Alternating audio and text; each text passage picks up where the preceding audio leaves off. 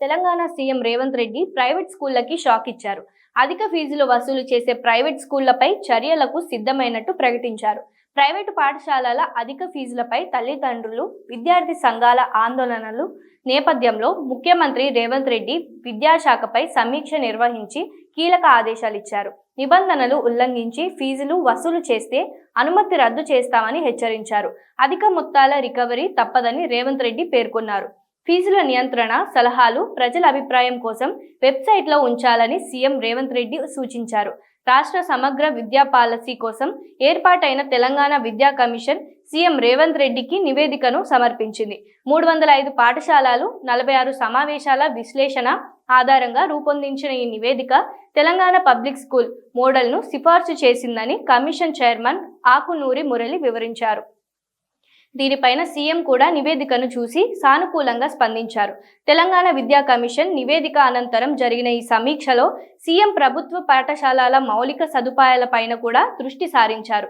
Core urban రీజియన్లోని ప్రభుత్వ పాఠశాలలకు భారతీయ విద్యా భవన్, జూబ్లీహిల్స్ పబ్లిక్ స్కూల్ వంటి ప్రముఖ సంస్థల స్థాయి వసతులు కల్పించాలని, ఇంటిగ్రేటెడ్ స్కూళ్ల నిర్మాణంలో రాజీ పడొద్దని ఆయన సూచనలు చేశారు. ప్రభుత్వ పాఠశాలలు, కళాశాలల్లో బ్రేక్ఫాస్ట్ పథకాన్ని పకడ్బందీగా అమలు చేసి విజయ డైరీ నుంచి పాలు తప్పనిసరిగా అందించాలని ఆదేశించారు. మధ్యాహ్న భోజనం నాణ్యతను పెంచేందుకు ఆర్టిఫిషియల్ ఇంటెలిజెన్స్ టెక్నాలజీ ఉపయోగించాలని సీఎం పేర్కొన్నారు. కోర్ అర్బన్ వెలుపల రంగారెడ్డి జిల్లా మంచాల మండలం ఆరుట్ల ప్రభుత్వ పాఠశాల తరహాలో రవాణాతో సహా అన్ని ఆధునిక సౌకర్యాలను కల్పించాలని ముఖ్యమంత్రి అధికారులకు ఆదేశించారు. ప్రభుత్వ పాఠశాల విద్యార్థుల రవాణా కోసం ఎలక్ట్రిక్ బస్సులను ఏర్పాటు చేయడంపై అధ్యయనం చేయాలని అధికారులను ఆదేశించారు.